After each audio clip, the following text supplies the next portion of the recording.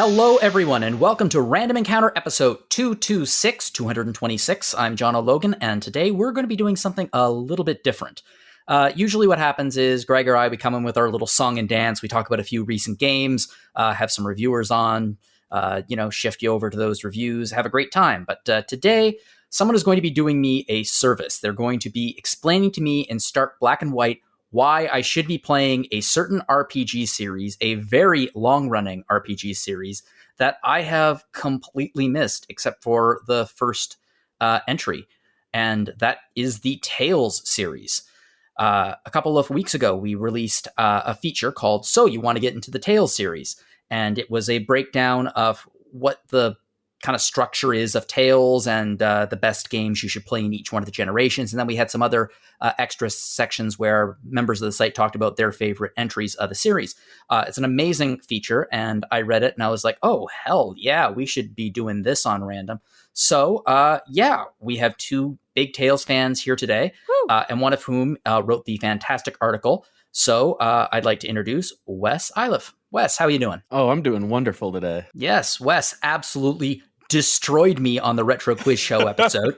I'm still riding that high. Yeah, I can tell. It's just rubbing it in my face, just your smug silence as I was talking. I'm a true monster. Yes, but did he win the whole thing? Well, you're going to have to listen to find out, and you can, of course, download that episode of Retro Encounter. And then we have our resident social media maven who has just completed Tales of Arise, Leaky Steph Sybydlo. No, you were good. The maiden stuff, that was like Tales applicable. Oh my god. I'm sorry, but Leaky Steph is never going to die. It's just too good. Sure, my audience is I am dry like my wit. Terrible. Okay. Keep an eye out for our future Tales article where we rank the gummy flavors and try out some of the Tales cooking recipes. Ooh. I would kill for mabo curry, like straight up. I know they actually sell that in Japan, but I would kill for that stuff. My wife went on a trip and just got some and was just rubbing it in my face the whole time. Oh, that's so nice. Wait, is she like Tales fan too? She is. So you play together? We'll probably talk about this a little bit, but I've played most of the games multiplayer with her. That's how I've experienced a lot of the series. Oh, so did Arise kind of like poo-poo you a little with the lack of multi? It broke our heart a little bit. No, that's too bad. It seems to be a staple of the series. I didn't know it was that popular, to be honest. Like not until they said they axed it for Arise, so it was kind of interesting. I did enjoy it too, but I didn't know it was popular. Yeah, I think it's still a bit niche, but you remove a feature and the fans are gonna they're gonna cry. They're gonna cry out. Well, actually, let me ask you about your respective history with the Tales series. Like I said, mine is not much. You did start with the first one though, and the first was the last. I played the first one. I did not play an official version of it. I played a fan translation of it where there is some infamous language in it. There is some infamous language, which I would need a chocobo to bleep. I love that chocobo. Yeah, I love the it. Really putting in the work, that chocobo. It's like a tiger. There we go. That chocobo is doing some heavy lifting.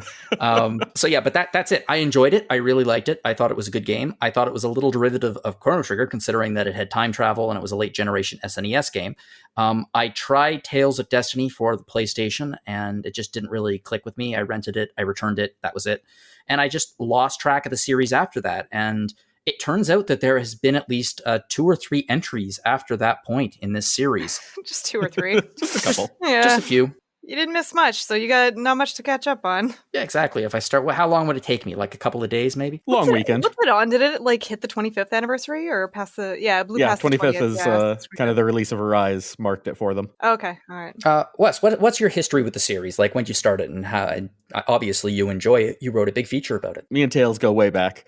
I actually rented Tales of Destiny, much like you did, and played it a little bit and was like, maybe this isn't for me, and returned it. But sometime later, I saw the cover to Tales of Eternia as I was just a little baby weeb, and I saw anime characters on the cover and said, I must have this. Played it alone, had some fun, and then it really came alive when I had a friend over and we noticed, hey, we can set more than one character to manual. I wonder how that works. And from there, we just kind of blasted off. We played through that with 2 people and then 4 people later on. Never got tired of it. And every game that's come out since, I've played most of them with at least one other person, although I have done a few solo things like Tales of the Abyss that were just 2. impressive to leave by the wayside when I didn't have someone to play with. And Steph, how about you? What is your history with the Tales series? Quite the same. Like, I was pretty much attracted to the box art. I had a PlayStation. I remember we were renting so much stuff back then. So yeah, I started exactly from Destiny. Quickly jumped onto Eternia and Fantasia because it was like, what? There's one that we never got. And the rest was history. I've just been kind of playing it ever since. Yeah, fans of this series tend to be fans of this series. Yes. Well, let's dig it a little bit into that. Why are there fans of this series? Wes, why don't you tell us a little bit about the Tales series in general? What makes it a Tales game? Why these games are staples of the RPG, the RP genre. The RP genre, yes, RP genre.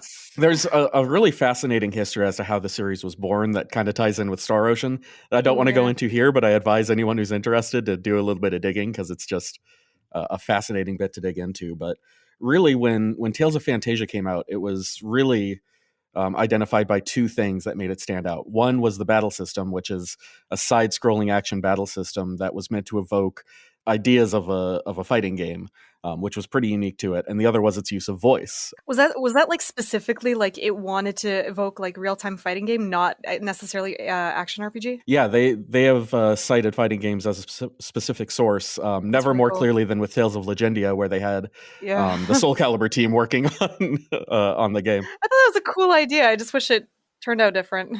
I get that. Yeah. But those really were the pillars upon which it evolved too. The action got more and more complex and intense. The progression started tying in closer to that.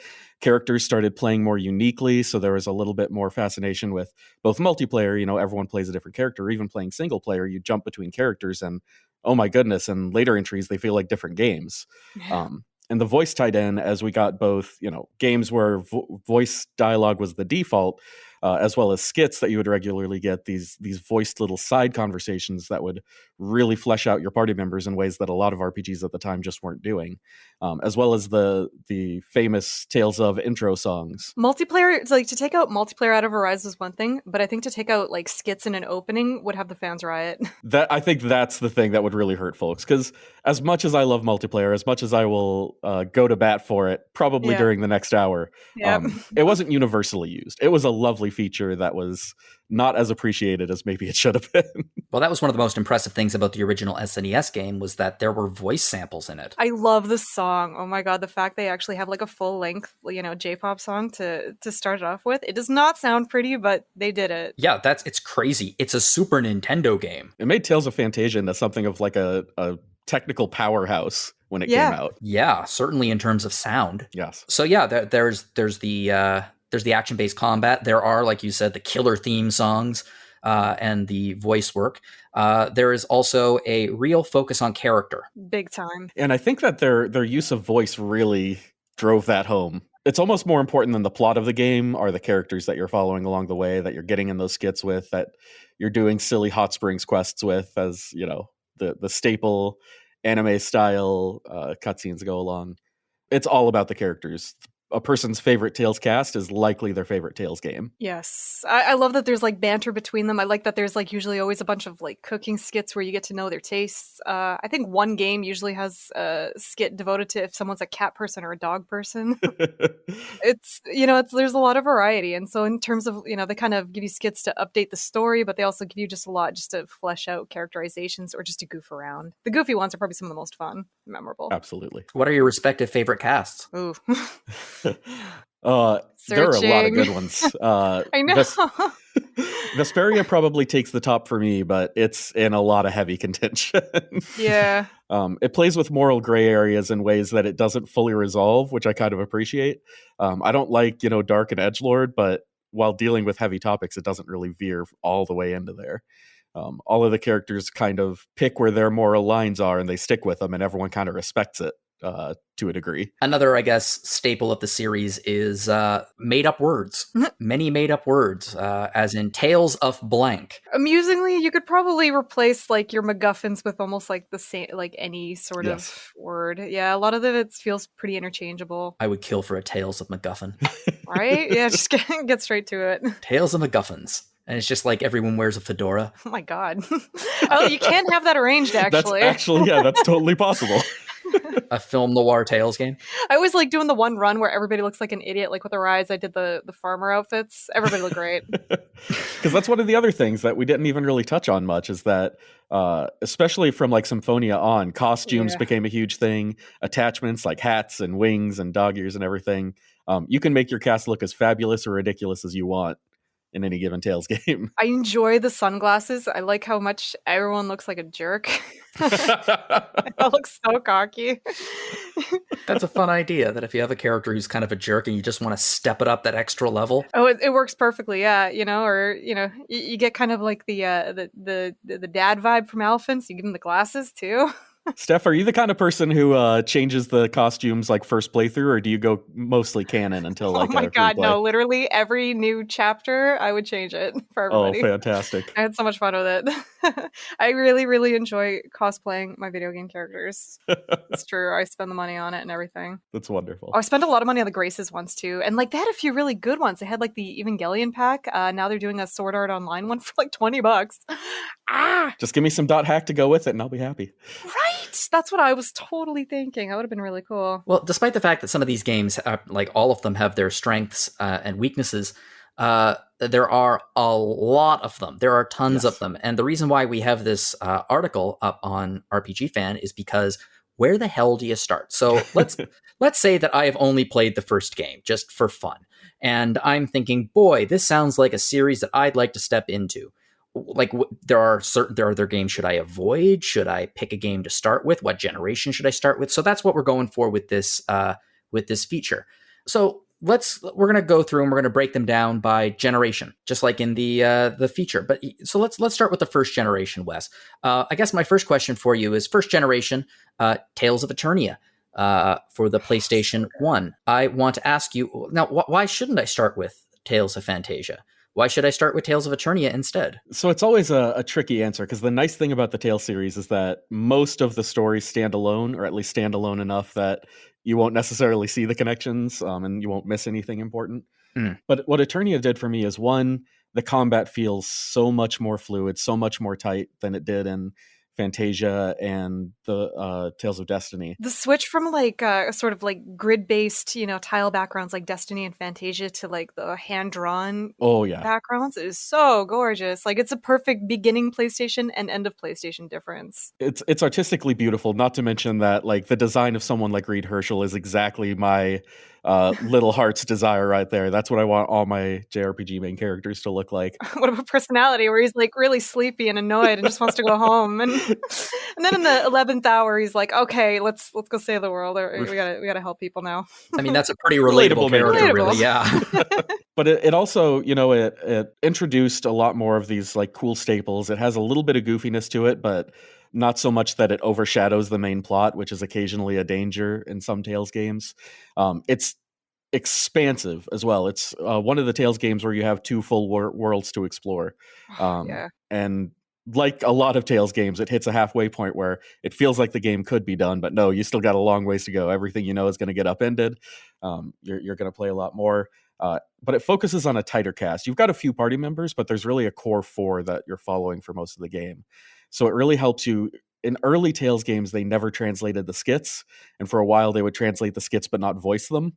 So it got pretty difficult to get a feel for who these characters are. I think they just translated like the helping instructions. Yep. Like, we gotta go here. It's like, oh. If you press the skip button, you just get directions as to where to go next. Which is nice, but... Which is rough. So like that entire first generation, you don't have a proper localization, which is why I think the focused nature of Tales of Eternia is so helpful. Like, you only focus on 4 characters, so you get a feel for them even without the skits. Even though obviously I'd love to see a re-release with everything intact. Yeah, because I mean, speaking about localization, this game, Tales of Eternia, wasn't actually released in North America as Tales of Eternia. It was released as Tales of Destiny 2. Yeah. So if anyone out there doesn't really follow, but they played Tales of Destiny 2, then they're like, oh, okay, yeah, okay, that game now. I get it. It's literally the question I see so much is like, do I have to play the first game? And, quite often, unfortunately, with a lot of JRPGs, it's just like, no, you really don't. The series especially. They stand alone more Yeah. than most. It's Final Fantasy style. Even the ones that are like pseudo connected, so Fantasia and Symphonia, like the connections are very negligible. Okay, so they're more thematic connections than, well, very much like Final Fantasy. So like Final Fantasy, you have chocobos, various spells that you recognize, things like that carry entry to entry, but characters and world generally does not. Yeah, and you'll get your Sid type characters, your Wonder Chefs and what have you, but yeah, it's not going to be like, oh my goodness, this character who is vital to the plot, I will only learn about them if I go play, Tales of Legendia. 10 years back. I looked at the graphics of this game, and you're both right. Like, the game looks absolutely stunning, especially compared to the first. Like, Tales of Fantasia, it looks like a solid late entry Final Fantasy-esque kind of. It's perfect, yeah. SNES RPG, yeah. SNES RPG. And Tales of Destiny looks like, well, a late era SNES RPG, or like a very It really early. does, yeah. It just looks like an even better SNES game. Yeah, they did not figure out, oh, we're on a 32-bit system now. We can do some more things. Yeah. Tales of Destiny 2, or Tales of Eternia, it took a very different route than, obviously, Final Fantasy VII. Absolutely. They sort of stuck with that style, too. Like, there was a bunch of 2D Tales releases after that. Yeah, so many that they refused to give us a lot of them in America because they thought we wouldn't buy 2D games. They might have been right. I'm not sure. I'm still salty. Well, that's what I was about to say. The funny thing about it is that if you look at like Final Fantasy VII today versus Tales of Eternia, which game looks better? And the answer is clear. It's Tales of Eternia. Tales of Eternia is gorgeous. If this was released today, there would be no complaints at all. They'd be like, this is pixel art at its finest. Oh, I love that pixel art aged that well, actually. And there are so many cool animations in the game too. Seeing it in action is an entirely different thing because some of the higher level arts and spells are these big, elaborate animations, including some that are like bespoke. There is a casting for indignation, kind of this big, one of the ultimate spells kind of throughout the series, this big lightning spell. And there's a variant of it when you're fighting a specific hidden boss that you don't have to fight. And if you use the right ability at the right time, you'll do like this 4-person animation where all your party members voice and there's this huge like screen spanning, the clouds darken in, the lightning starts striking. You don't have to see that. That is completely optional content within optional content, but they put so much care into those animations that like when you see it in action, it feels latter day Final Fantasy flashy. They actually do deserve some credit for the sort of end of game content stuff, either post or end of game. Like they do a lot of it. They tend to go pretty big on that. They really do. Things that feel like, by any other developer, this should be required content because it's so significant. One thing I like too, I actually noticed is that like even from early on, even from like Eternia and Destiny, like they actually did a lot of the cameo from previous games, which even having nothing to work with, but they still had like cameo fights in. And I thought that was really cool. This whole series might not be connected very literally, but I mean they keep the the thematic visuals and motifs quite alive. Yeah, you're gonna be able to go into an arena or something and fight Pless. Like it's gonna happen. So let's say that I wanted to play Tales of Eternia. How do I play it? Or can I? PSP is probably the one go-to, which is unfortunate. With these older ones, they haven't gotten the re-releases they deserve, but there is a PSP version that isn't too expensive. You can track it down. Did they update the translation, the localization, or is it still lacking? Not at all. Yeah, sadly not. The original is on PS1. It's a lot more expensive to find, but you might be able to, track down a used copy.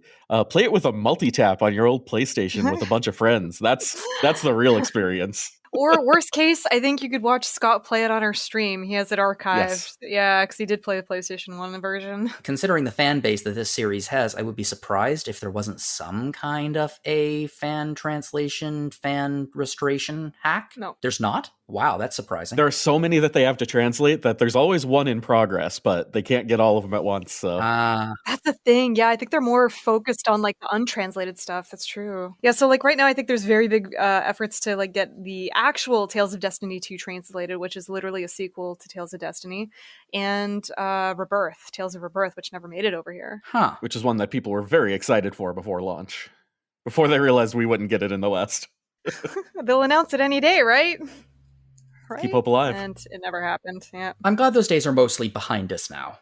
Mostly. Agreed. All right. Well, I mean, SNES and PlayStation eras are my childhood. My late teenage years and very early 20s, we moved into the second generation. So for this generation, a whole bunch of games came out but the choice that you put down, Wes, was Tales of the Abyss, which is a word. That is an actual word. That is one of few actual words. I knew this one was going to be controversial because Symphonia and Abyss are kind of powerhouses in the series. This was a good era, and I think it's because Symphonia really earned a lot of the fans. It had the first one that had skits translated, if not voiced.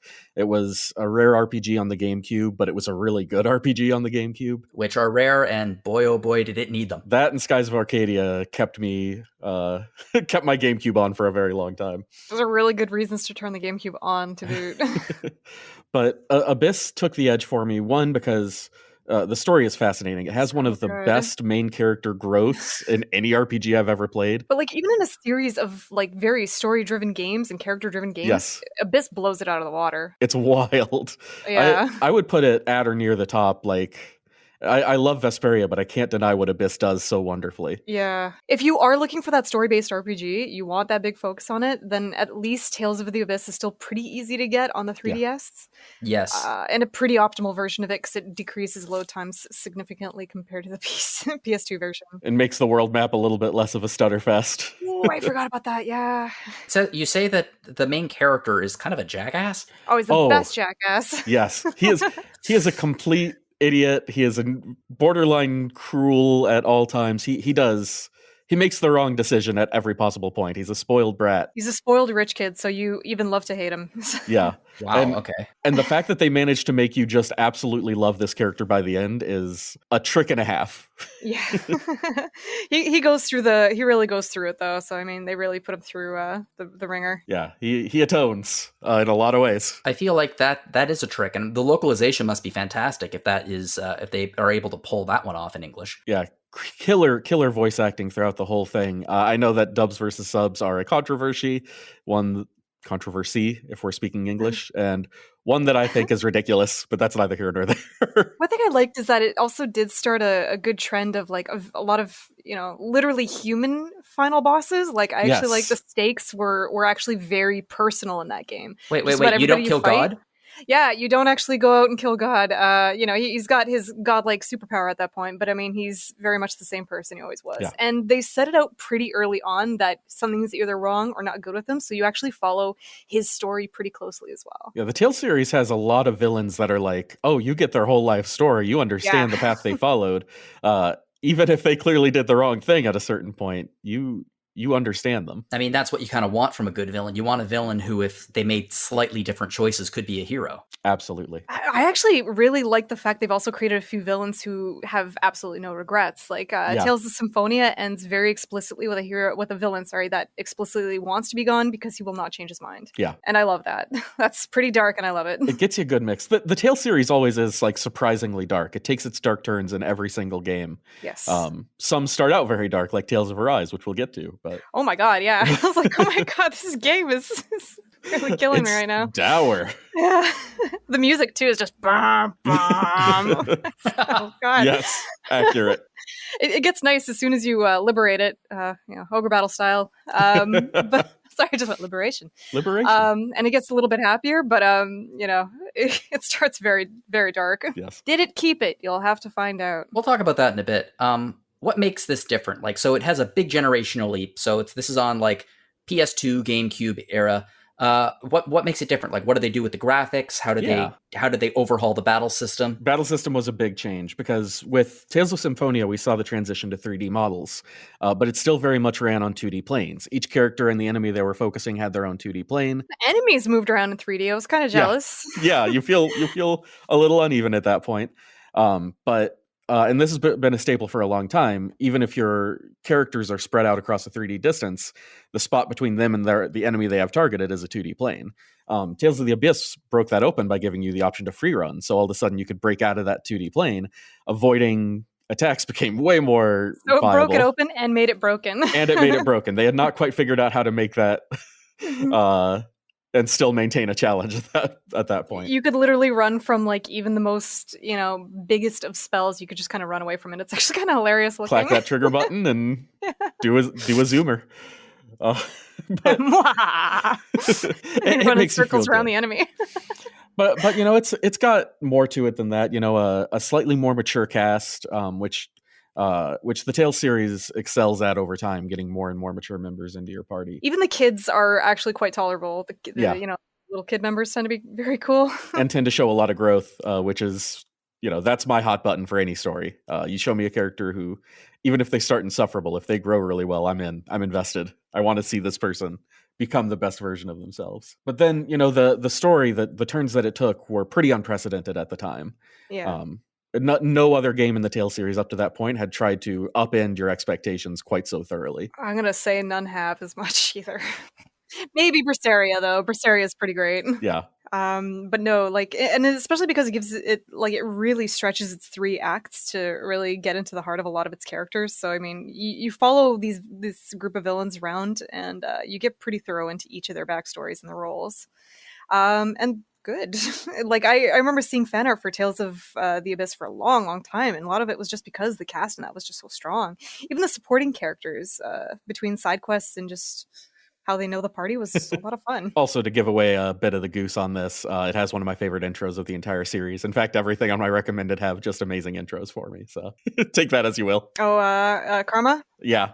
Bump of Chicken makes me happy. Yeah, it says this is the first time you actually got the Japanese intro music. Yeah, it was. So it had a guitar riff instead of the vocals, which I feel like was a bit of a downgrade, but it was still recognizably the same song, which was an upgrade.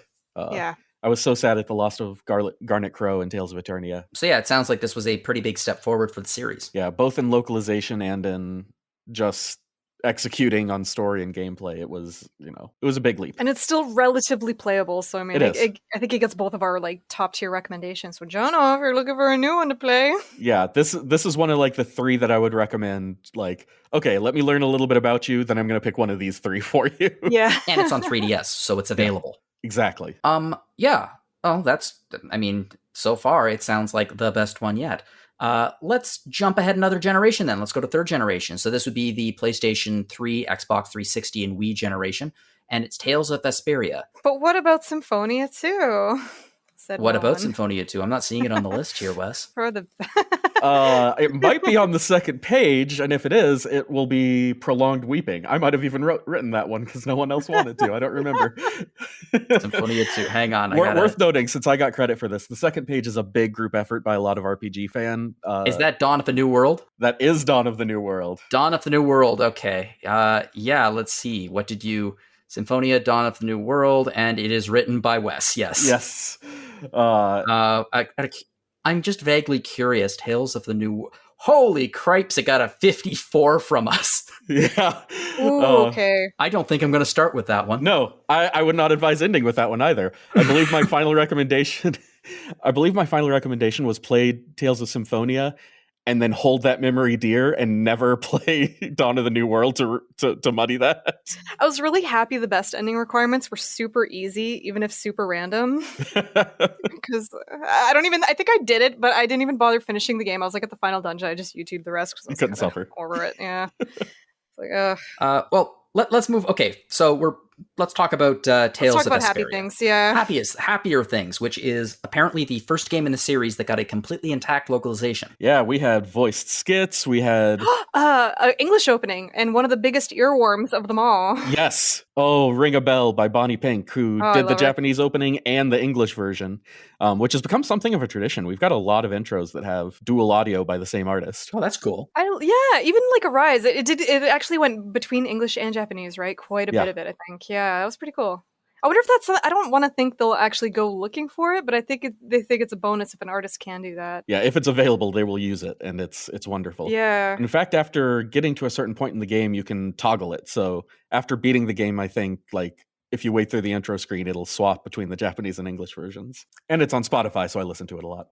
So what kind of jump did this game make with the generation? What did it introduce, and how is it different from the past 2 generations? So I think one of the biggest things that it does for us in the West is that complete localization. If I'm being completely honest, I think that's the big change. It's a little slower than some of its contemporaries as far as the actual combat goes. I think it's sort of a nice bump up of what Abyss did, sort of next gen bump up with, by the way, gorgeous world map. Yes. And I think the last one too. I absolutely love the visual style, that kind of bright, saturated, colorful It's aged so well. Yeah, the simple tones, the palettes, they've aged really well. They look really gorgeous. I'm glad you're here because I feel like you know this so much better than I do. No, The correct please. terms to speak about how beautiful this is. Well, it's a gorgeous looking game. Yeah. And it's ultimately kind of the last of its kind, which is the other reason I really like to recommend it. Because after this point, a lot of things changed. The traditional Tales battle system started getting fiddled with more and more after this point. Yeah. And the insidious nature of Tales DLC started slipping in after this one. This was the last one where a game shipped. You had the entire game there. All the costumes, all the accessories, all that were just on the disc. You could earn them through events. So it's kind of, if you want to experience the Tales, the ultimate version of the Tales series as it was incepted, I think Vesperia is it. That's actually a very good point. Yeah, like everything is a bit more like on high. It's sort of like a very traditional system on high. Like the combos are a lot more in depth. The characters, like Eternia. As much as I love, it's really Reed who's the bread and butter of that game. But in this case, I think more of the cast really expands. Yes. In terms of their utility, even mages got to be a bit kind of fun to use. Blah blah blah. And blah blah blah. Totally. My wife absolutely loved playing this one with me because there were so many characters that were really interesting to play. From Judith being really aerial and doing interesting stuff there to, Raven's bow and kind of combination healing and offense. It was a lot of unique characters. I mean, you talked a lot about the characters in the last few games. What about the characters in this? Like with the cast of Vesperia, are they any good? So, about that was a leading question. So Yuri is famously popular for being so popular that he was taken off the official Tales of character voting because he just kept number one-ing it. So they actually removed him, and it's actually quite warranted. He's very much a breath of fresh air for RPG protagonists. And especially Tales ones where they tend to be very do-gooder types, which I'm sure we can all recognize. Yeah. But it doesn't stop with him though. The entire cast is really great. I think Estelle is just the sweetest thing on the planet. Oh, Estelle is so perfect. I mean, it's hard not to fall in love with the entire cast. Even the prerequisite child character that some people don't love. I absolutely love seeing that Carol's evolution over time. One of my favorite child characters in a game. I love him. He's so sweet and funny. I just want to hold his hand and make everything okay for him. He's scared of everything, but he's got the biggest weapon, whether to compensate or because he's proficient. Yeah. You never know. They throw a lot of hints about him actually being capable just very young. Yeah. But you're never sure how much of them are, because the cast likes to tease him. It's a lot of adults hanging around with a kid, and the way that they cope with that is by teasing him a lot. One of the characters you say is a doggo?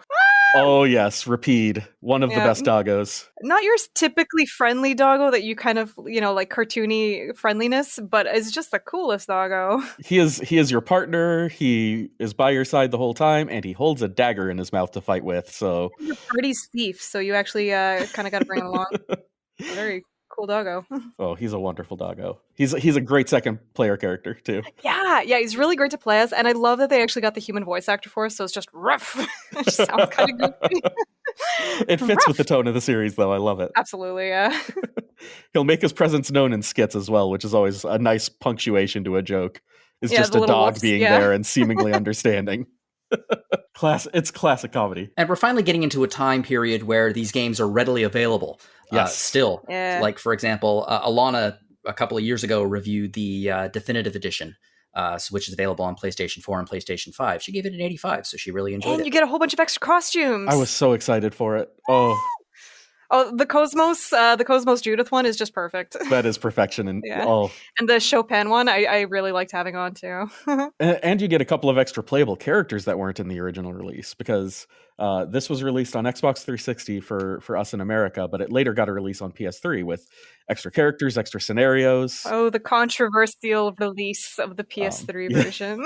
And of course, we never got any of it. And we finally got it years and years later with all of that extra content and a couple of voice acting sub-ins that are a little awkward, but you can live with. Awkward, yeah.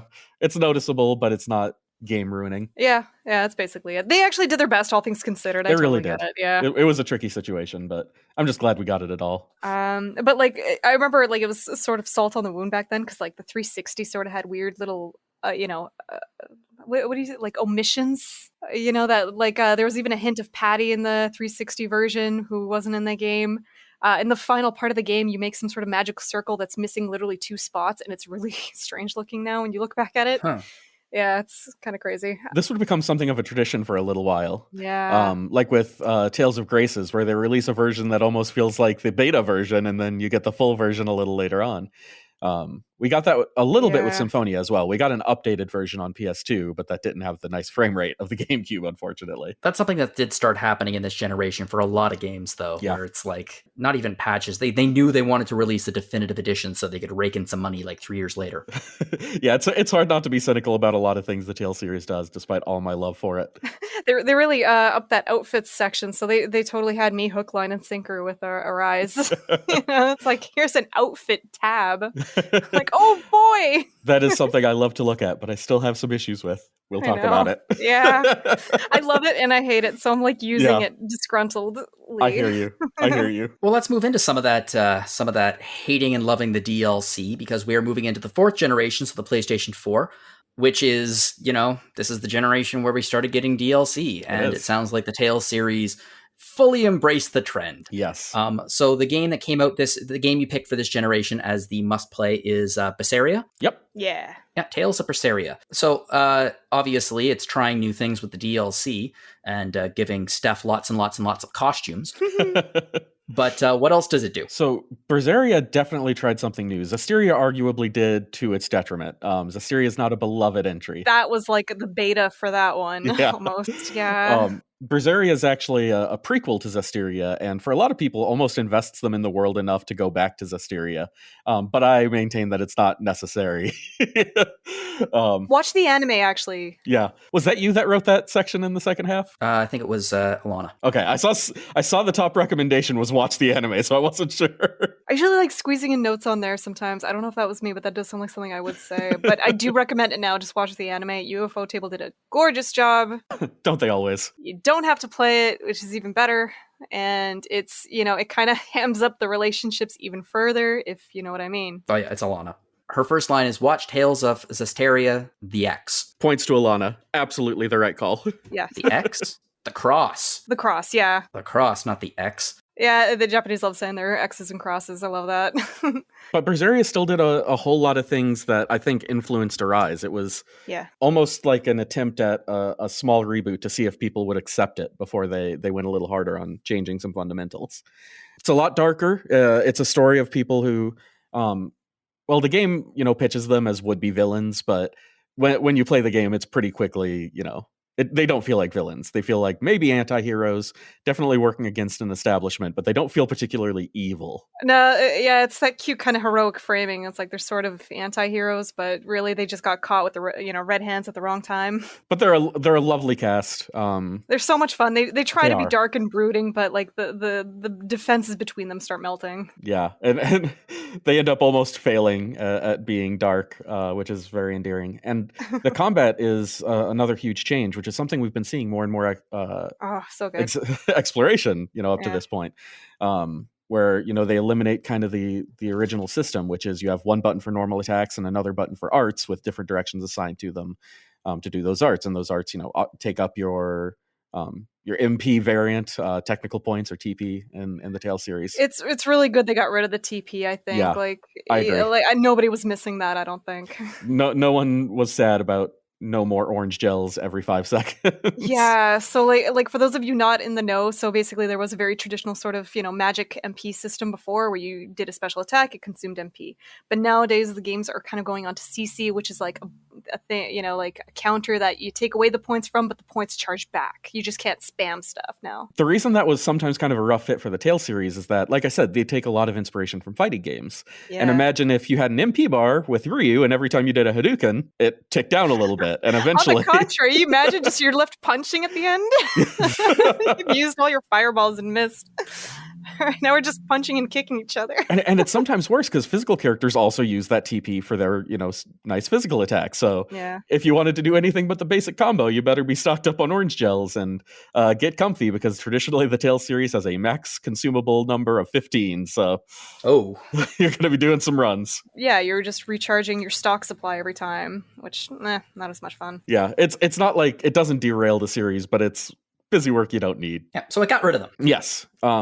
It got rid of them completely, which had not been done in many games before that, as well as furthering that idea of making each character feel unique by giving them, I believe they're called burst attacks, the R2 attack, where each character has this unique attack that feeds into like their basic combos and feeds into how they operate, moment to moment on the battlefield. Something they just only expanded on in Arise too. Yeah, Arise really kicked that up to 11. Which I like, like Abyss was Yeah. already really good at the small party, but varied. But like, I like that this gives them unique actions each now. Agreed. And, it's a gorgeous game. We say this about every time, and we should. They've really done the whole like anime graphics thing into perfection. Yeah. Yeah, it looks wonderful. Alana really enjoyed it too. She gave it an 87. It also backtracked. I was so excited because it felt like it was backtracking some of the DLC practices before, as there were a lot more costumes in the game that you could just unlock. There were still DLC ones, but that's a big part of the game to me. The jacketless outfit is like the coolest, smallest Yes. thing. I just thought it was such a nice little neat feature. And that was the drawing point back in the days of like Symphonia, is I want to do this quest and unlock a cool hat. That will make me feel fulfilled inside. I like fashion. This is what I'm about. And then my party of do-gooders is all wearing sunglasses and like, yo, what do you need help with? We're here. Trying to be edgy. I love it. Unfortunately, they would not continue in that direction. They would, kind of roll right on back to the DLC. But I like the attachments though. So there's that distinction between the attachments. The attachments are, yeah, that's kind of cool. That was a nice change. So that you can just put like sunglasses on a normal costume instead of, everything is tied together with one equipable. Even like changing, the hairstyle and the hairstyle apart from the other stuff. Yeah, you get a lot more control. It sounds like they, I guess they simplified quite a few things for this particular one. Yes. Did that make it more accessible to casuals? I don't think the games have often struggled with accessibility. Grace's had some complex combat, but no matter which game you're playing, if you're playing on normal, you can usually make it happen. But okay, it did definitely, the inputs are a little bit more simplistic. And I know this one might be a controversial take, but for my mind, maybe a little bit too much. I felt like I could button mash through the whole game, and it was hard to get invigorated unless I was hitting those burst attacks. And like, okay, now I can pull out my giant demon arm and things feel a little bit more interesting. But I would quickly revert back to like using the same combos because they were effective. But that doesn't mean it's not moment to moment fun. I just think that they definitely took the right route when evolving it after this game. I will say the games do evolve very nicely from one another. Yeah, they take lessons from their previous games so well. None more than Arise, I swear. Well, from what you just said, so many of the systems that are in this game evolve, and we've actually reached the end of the first part of your feature. The second part goes into some of the other individual games, focusing on various members of the RPG fan staff, commenting on them. But I would like to jump ahead to the current game that is making some waves. It's still making some waves. We still have various people on staff who are playing it. Some have just started it. And that is Tales of Arise. Izzy reviewed it, and they loved it. They gave it a 93. And also they turned in, that was an interesting process, because there were some trailers, there were some previews and stuff like that too. So the game everyone really, really, really likes it. So tell us, as Steph, as someone who has just finished the game, why do people really, really like it? It is probably literally one of the most beautiful JRPGs ever. Like, it is such a gorgeous looking game. I love just how good the models look, how good the environments look. They took a risk on a filter, but I actually think it, it kind of adds a unique kind of detail and, anime-ness to it, I guess, because it looks kind of a bit more drawn. But it's just stunning. The battle system is super duper deep. It's a lot of fun. It's very chaotic. And the story goes through. It takes you through a lot like the other ones do, but it's kind of nice just to have a new generation of Tales game, I think. Because as much as I love just about everything here, I mean, some of the story beats are a little bit familiar. So this isn't like the first game with fantasy racism or the third even with a dual planet thing, but it still does a lot of what it does very well. It was a long break between the last game and this one. They took what was it, 5 years? Mm-hmm. Yeah, I think so. It's pretty long for the Tales series. Yeah, we literally jumped from like the 20th anniversary to the 25th anniversary. Aside from a few mobile games peppered in there, that's for mainline games. That's a big break. Yes. That's a big break. But it sounds like it was well worth the wait. It almost feels like a shift. In a lot of ways, people have considered this something of a reboot. And that's not necessarily wrong, even though it still keeps the foundation of Tales alive. But for me, it represents kind of a shift from, we want this to be like maybe a fighting game to we want this to be like a character action game. We want to give you like Devil May Cry vibes without having you need the expertise required to excel at Devil May Cry. All of a sudden you're doing juggles, you're doing these complex combos, you're weaving in different characters' attacks with your own. And it's giving you a palpable outcome on how the battle goes. And unfortunately, you're doing that completely by yourself because there is no multiplayer. Breaking my heart. Breaking my heart every time. It was the worst when my wife would come down and look at it because it just looked so good. Nice. It looked so good. Oh, I want to play as that character because this is probably the most unique each character has felt. Yeah. Playing as Xion, the healer in this game, felt like unlike anything I'd ever played in a Tales game before. The combat medic, she heals, but she kills. Yeah, she's got a gun and she ain't afraid to use it. Kudos to Tales games for making, like, the last several titles for making mages actually fun to play as, like, as a legit option. It's a hard balance, but they do well. Yeah, and so the mage character in Arise, Rinwell, like, I love that they give a whole bunch of options to like combo in spells to cast faster. Yes. So they're actually very aware that, like, mages are not much fun, and they want to actually speed up the process of how casting, or the fundamentals of how casting works, and to make it more fun and interesting. And my favorite thing about that is all the way back to Tales of Eternia, they've been trying to do stuff with that. Yeah. In Tales of Eternia, I only found this out when we played multiplayer and someone had to play a mage. There are little directional button presses down on your character's portrait when you're casting as a mage, and if you match those correctly, it'll cast faster. You'll cast faster. So they were trying to incentivize playing as a mage being a more entertaining experience that far back. Yeah, that's right. I almost forgot about that. Yeah, I remember Symphonia had that as well, but they kind of working out the kinks on some of the gameplay issues. It wasn't as refined. That's so cool. I love that Doalim has the extending rod thing. I thought that was so weird, but I mean, like, I love it. My rod gets bigger. He's a caster who wants to perfect dodge to become Goku. I mean, yeah. So they brought that back from Zilia, and as weird as it is, but I mean, he's so much fun to play as. The whole cast, actually, I found myself going between all of them and just giving them all a shot. Yeah, there's not a dud in the cast. Just to be clear about the battle system, you can switch between characters on the go. Perfectly, actually. Yeah, you can switch what person you're playing as, and if you have either so there's 6 party members, 4 in, you can swap out any of the 2 that aren't in at any time. And you even have special attacks for them that almost FF10 style correspond to different enemy types. So if you see, this big monkey type, that they're very agile and will dodge, you want to pull in Dohalim to slow them down so you can actually attack them. And nearly every enemy in the game has one of those one-to-one matches, or sometimes a couple of things that you can do to stun them. So a lot of the game is about figuring out that puzzle and making sure you're using them at the right times and saving those abilities for when you need to use them to lock the enemy down and continue to do your mayhem all over them. Okay. Yeah, this is the game that, I mean, despite the fact you made some very compelling cases for the last 4 games, but obviously this is the one that I'm looking at and going, yeah, it's easy to get. Now, I might wait for a little while because it sounds like they have a real case of definitive edition disease. Yes. Oh no, I didn't even think about that now. Yeah, even if they don't, do a definitive edition, eventually they're going to bundle some of that DLC together. Yeah. And make it more palatable. It's one of a few, like, I've got a few significant issues with Tales of Arise that keep it from hitting the top echelon for me, even though it is an absolutely wonderful entry and a very good point at, like, this is the direction that the Tales series is going. I'm okay with this. A few minor technicalities and foibles, I think. Yeah. I actually feel what you're saying. And, I like that we kind of agree. We both came into the series at the same time, so we got literally all of them kind of in mind. But it's still very, very good, and I really don't think anybody should pass it up. And it's breaking sales records for the series, so if you have any FOMO, here is where I will appeal to that FOMO to get you to play this game. And also, chances are, because it's doing extremely, extremely well, you probably won't need to wait 5 years for the next entry in the series. Yeah, I think they're going to fast track more. But this was seen internally as kind of something of a reboot. There's, some new staff on board. They took inspiration from a lot of different games, including, and this might seem like a meme or a joke, but in interviews, they've specifically cited inspiration from Dark Souls throughout this.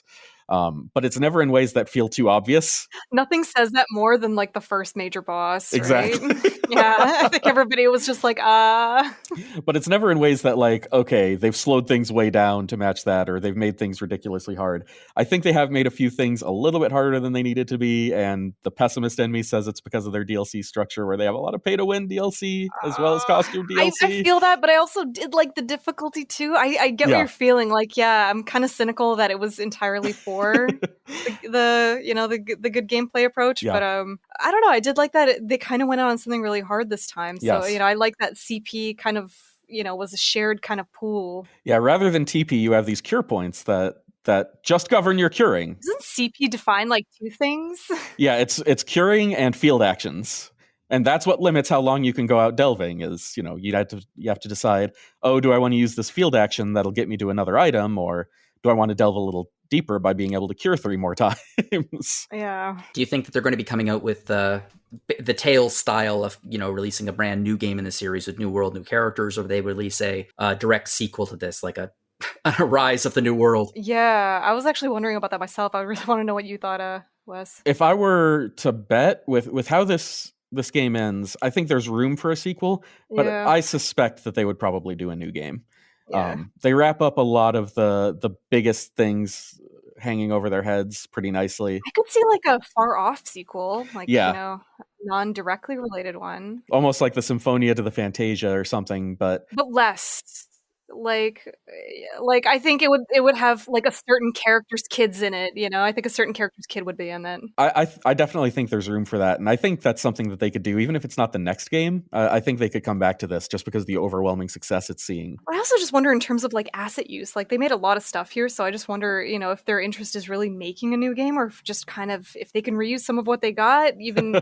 Hopefully not too much, not too badly, but I don't know. And you can tell that like they were running up, like they used all of their budget here, because like a lot of the enemy designs were used, including a couple of bosses, which was the only time that I really felt it. A couple palette swaps. The nice thing is they're not necessarily palette swaps. They at least have like a little bit of new rigging on them, or their skins are a little bit more elaborate than just a recolor. By the end of the game, the enemy variety is pretty disappointing. You've seen them all. Yeah. Thrice, if not. The one thing I'll say in its defense is that it does play into that FF10 style. You need to know at a glance what type of enemy this is. It's true. But that might be me being kinder to the game. and not necessarily. And like, I do think it's a lot of work. Like, I don't want to judge how much work this is. Like, yes, same with absolutely. like the secret dungeon, which all these Tales games have. I thought they had a really cool one in their hands with this one, but a lot of them are just kind of asset reuse. Yes. And like, I was so happy at first, but then it kind of took the wind out of my sails when you just went to the forest area. That's one of those where I'm going to be revisiting the post-game content a little later when I've had a little bit of a break, I think. Oh, yeah. Yeah, I get that. Because, I got into a couple of those, the optional dungeons. Was like, maybe I just kind of want to finish this off right now. Yeah. It sounds like this game has maybe not as much as a Yakuza game, but it has a lot of side content. Oh, yeah. I think it's like 70 quests or something like that. And, it's got a mix. Some of them are fetch quests and whatnot, but some of them are meaningful, like substantial quests that add to the story of the whole game. I think the game is like I don't know what reviewers are talking about. They're like, we're done in 30 hours. I thought that was nonsense, but no way. Yeah, I know. I think you're looking at a good like 60 to 80 hour RPG actually, and it's a very fulfilling time. Like, you don't really spend too much of it bored. Like, they make backtracking easily. They made they totally took from like the Xenoblade style of quick travel, where you could just go just about at any time until they hit the last third of the game, and they keep taking away your fast travel. I know, and the game felt like it was missing like a back half for some reason. It did. I was expecting, you know what? That's too spoilery, but I was expecting a little more. A little more, yeah. Like one of the dungeons was kind of a bad corridor, and I was like, And then when they take away fast travel at the end of it, so you have to run past, and the enemies are too big, so you can't really run around them in the corridors, so you just gotta do in the dungeon a second time. None of this to undervalue how good, and it ends very, very well. The story is incredibly satisfying beginning to end. No, I believe you. It's interesting that like they say, it took about 30 hours to beat, and you're taking it to like 60 to 70. And I think that is the reality of playing a large scale RPG like this. Like, you can race from beginning to end, or you can live in the world that's been created, which is, I think, what a lot of the developers are intending you to do. There was I might get into this after we finish talking. Have either of you seen the Washington Post article that came out a couple hours ago? The game review one? Yeah, there was a video game review process is broken. It's bad for readers, writers, and games. We'll talk about that in a minute, just briefly. But let's finish talking about Tales first. Let me ask you this then, Wes. We've talked about the best, I guess, 5 starting points for the Tales series. If you had to choose one starting point, which one would you pick? So the tricky part for me is that I always want to cater to a specific person, and I want to give them like, okay, this is your bespoke entry. But that's what the article is for. You can go check that out. Yeah. I'm going to say Tales of Vesperia because you could play it multiplayer, and for my money, it is the best multiplayer experience. And if you want something really unique out of the Tales series, playing one of these stories with someone who you can really enjoy stories with and who you can really discuss like the inner workings of the plot and the characters with. Ooh. I think Vesperia, is probably the best rounded experience, in terms of like the side content, in-game content, the old kind of style of combat mixed with a bit of the new. The characters are all really good. The music is very fun and flavorful. You are really singing my song right now. Locations are stunning. I'm looking for something to play with Amanda, and I highly recommend. I played this with high school friends at first, is when I played all the Tales series. But once I started dating my now wife, and I got to play it with my significant other. Sorry to all my friends, but it got way better because we discussed it more in depth. You spend enough time with someone and you really get into those deep conversations, and these games benefit from those. Cool. Steph, what about you? If you had to pick a entry in the series that you would play, your favorite entry in the series, what would it be? I actually think Wes is very right. But like, if I'm going, I really do. Yeah. If I actually had to kind of give something for like my money or for like someone who's kind of more my speed, I might go with the Tales of Xillia duology, because I think that's just like a good kind of, it's a really good meaty Tales experience, and it's still very modern. So I think if people like something a bit more modern, I think that'll appeal to their taste. Or Tales of Graces if they really, really like a hardcore gameplay experience, because gameplay in Tales of Graces is like very... Yeah. Graces is kind of a polarizing game, but the fans of it are like diehard fans. It is their favorite game in the series, and you can understand why when you play it. It's sort of hard to talk about Tales games because like a lot of them seem to excel in one very specific avenue. And so like it's actually fair to ask, like, do you want your game to have amazing music? Because then I'd recommend you Legendia, or do you want your story? Then I'd recommend to you Abyss or even Berseria, maybe. Do you really like the gameplay? Then I say Tales of Graces, just because that game is absolutely crazy. Well, that's one of the things when you have a series that is this long running. And how many entries are there in total, not including spin-offs? I'd have to go count. I'm going to say more than, I think it's like 13 or something crazy. 13. So you have about a dozen games to pick from. Obviously, not all of them are going to be rock solid hits. But it's got a good hit rate, all things considered. That's the thing. Yeah, like it's sort of like a very steady, well-reviewed series. Like even if they're not always getting the glowing 9s and 10s, even though Rise actually kind of did, like they've always been very good, easy to recommend series. I've always liked calling it the JRPG comfort food, because like even if it's not like the thing that you're gonna paste all over your Twitter bar and like the game that you talk about on weekends and at parties, it's still something I think most people will actually play and really, really, really like. Yeah, sometimes you want a crunchy snack, sometimes you want a Tales game. Oh yeah, and it is like the McDonald's banquet of snacking foods. If you are lucky enough to get that multiplayer experience, it might become the one you talk about at parties. Yeah. It's a hard experience to get, but it is unmatched in RPGs for me. I actually did a bit of Graces with multiplayer, so I wonder if that's where I might be coming from as well. Yeah, it's lovely. Yeah, so much good stuff, and hopefully, can you still get PlayStation 3s pretty easily? They're available. I could steal one from my brother-in-law. I'll agree on the Xillia recommendation. That is. Those two are phenomenal. Yeah, because then you could at least get like all the Xillias and Graces, and that's a pretty and Symphonia. Yeah, and Symphonia, and that's actually a pretty darn sweet set if you're really looking to get into the Tale series. Well, that's exciting. God, it's hard to deal with generational differences. Otherwise, it'd be like, go play Eternia. It's the best one. Just port them all over. Give them all to us. I like Fantasia. There are so many new versions of Fantasia too that we never got. We need them. I think a lot of fans want them to just rip the Band-Aid off and remake it one more time. Just give us one more. Once more. Yeah, that's perfect looking, and we never ever have to talk about it again. And give us our, let's get the your dream one more in like a cool 2022 remix. Yeah. Oh yeah. I love that they always start the concerts with that one too. Like it's, it just fills your heart with happiness and other stuff and gummy. Well, We've talked a lot about the characters. We talked a lot about the stories and the battle systems. I had a discussion question today, and we don't have to get super in depth here because obviously Yes, we I don't do. have an answer. Well, yeah, you're probably right. I don't have an answer to this because I played the first one like 2 decades ago. But I'm curious, if you could pick a Tales world to live in, which would it be? So it's not the characters, nothing to do with the characters or the story, just the world itself. Which one would you live in? So here's the challenge with this. Tales worlds are not fun places. They seem like fun places. The characters are fun. The stories are fun. Tales of the Abyss's world is a crap sack. Like, it is just broken. It's called the Abyss. I don't think it's going to be a vacation spot. It is so broken, it's almost comical how busted that planet is. And then Arise was just like, let's make it worse. Let's make it worse. Oh my god. Honestly, even though it's like not a fan favorite, Legendia might be the happiest place to be. Like, there's cute little otter people. I was actually really sad we never got the Sword of Legendia to expand that world, because I actually thought the whole you're actually, like, if you don't know, Tales of Legendia is actually set on a giant continental ship. Like, it actually moves around. Big continent, and it moves. You know what? I'm going to change the focus of the question slightly. You're not living there. This is called, okay, this is now adventure tourism. Adventure tourism. You're going to be visiting a Tales world for adventure tourism. Okay. Adventure tourism. So, like, if there's some spelunking involved, then, you go to the Abyss world. Is it wrong to say Vesperia just for that one town with a giant blooming tree in the center? Just because I want to see that place? Oh, I know.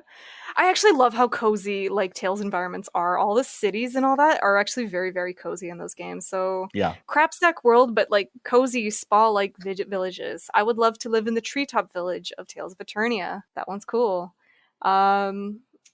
Tales of Eternia also has like one of my answers to the question when I was thinking about it was Celestia, which is featured in Tales of Eternia. It's this like technologically advanced planet, and it's actually very friendly. So like the whole fun thing about Tales of Arise is kind of the same conceit, where it's like you're on the poor people planet and the rich people are very mean and making you do slavey thingies. And so Tales of Eternia actually had that too, and same thing. It was like a more advanced race on the other side. They're actually super duper friendly. Very cool. So that one seems pretty cool. That place also has like a gambling town, so that's nice. A necessary part of adventure tourism.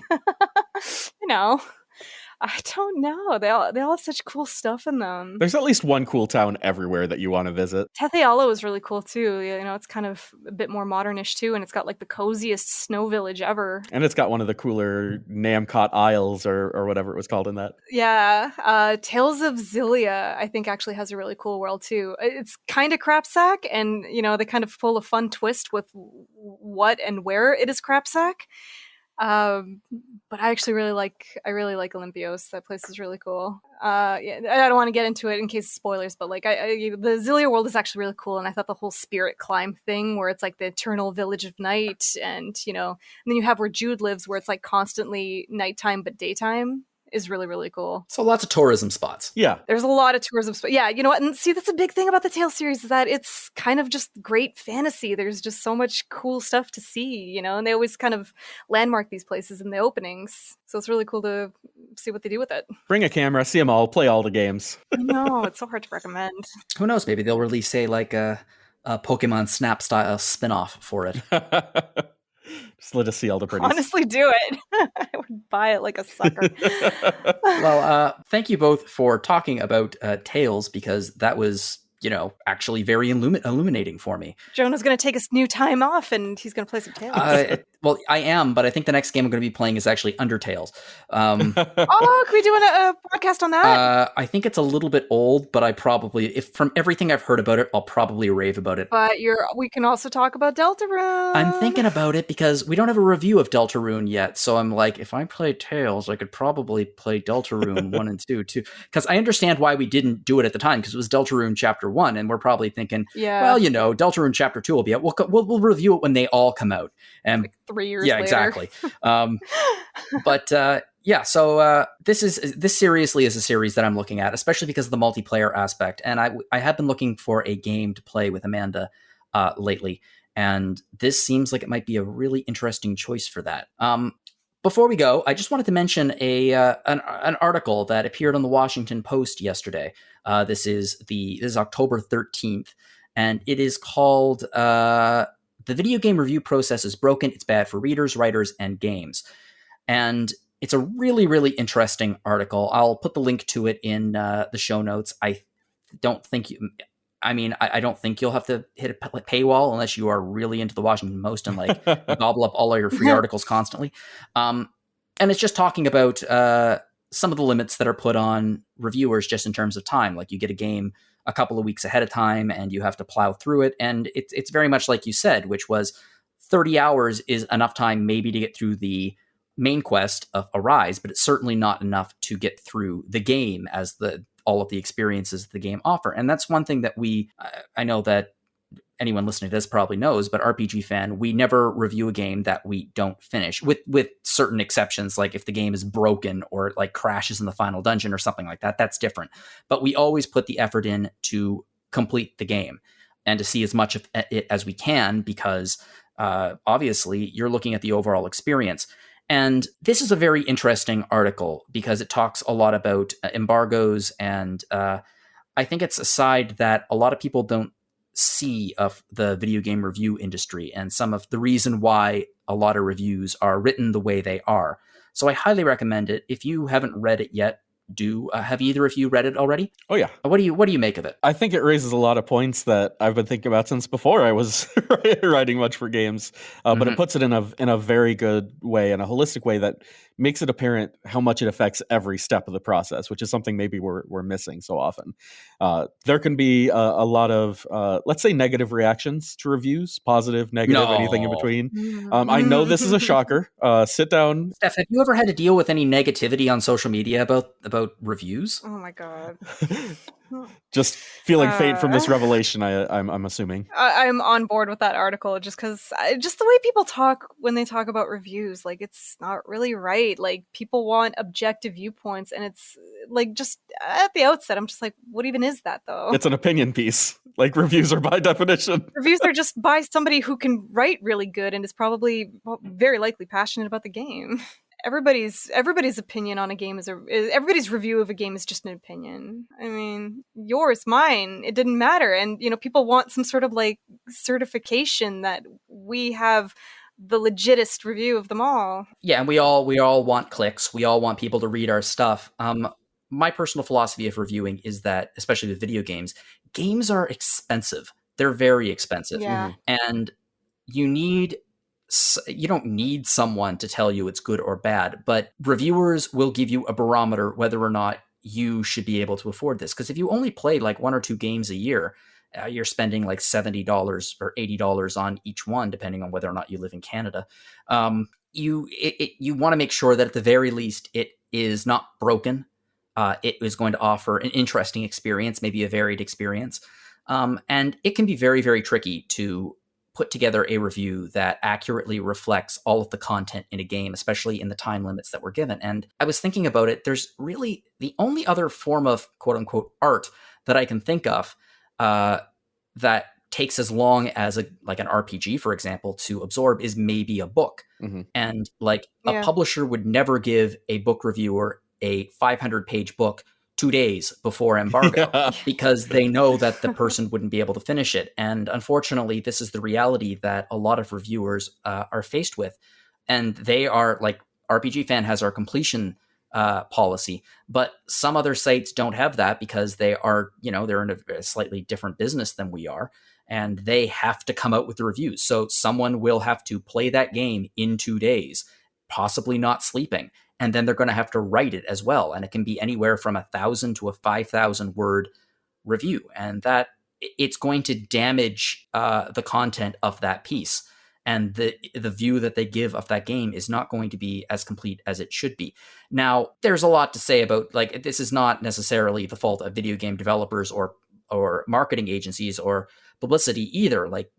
They send out the game when they get the game. Probably the thing that makes me saddest is how often at the end of the day, it's really the score people are looking at. Yeah. So you do all of this work, all of this fuss, and, people are just looking for that final grade and think, what, 70? This felt more like an 80. I'm like, yeah. And again, it's it's not definitive, like scores, Yeah. words. It's the opinion. I have games that I adore that are not quote unquote editor's choices, but they are games that I treasure.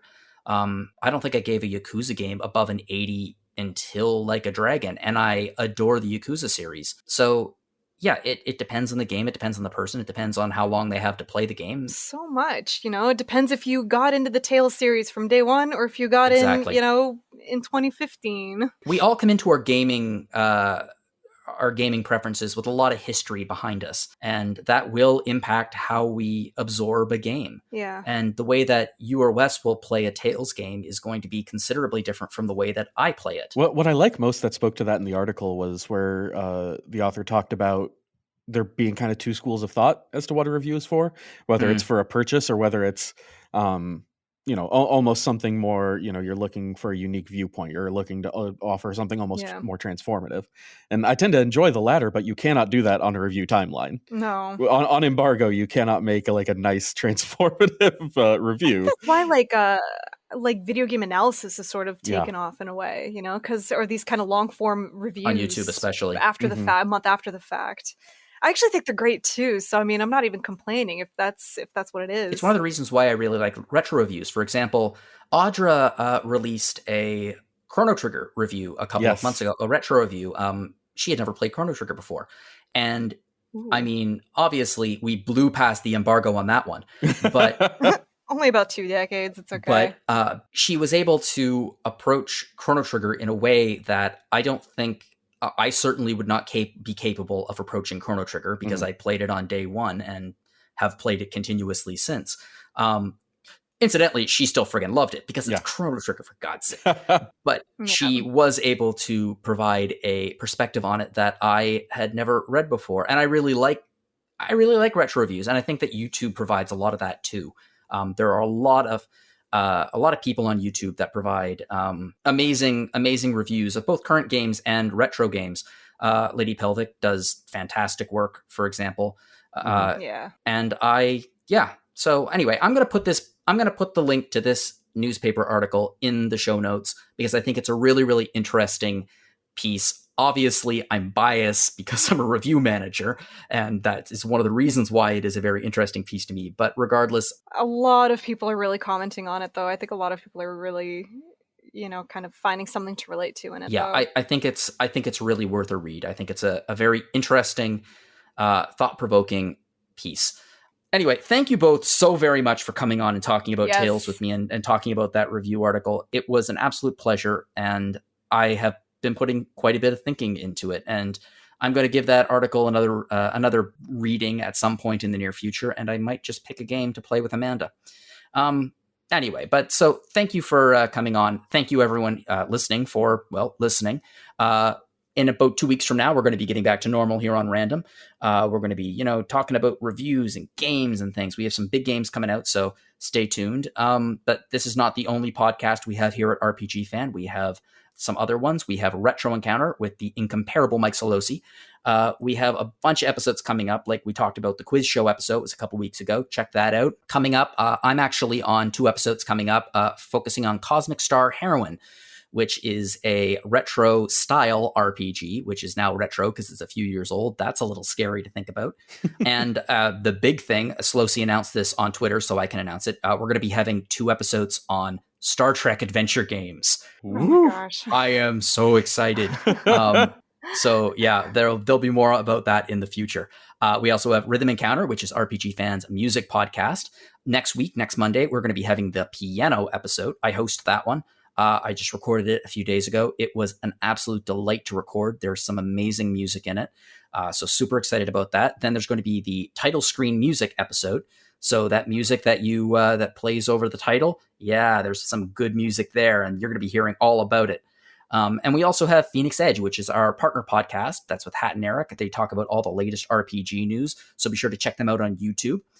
If you'd like to get in contact with us, you can fire Random off a message at podcast@rpgfan.com.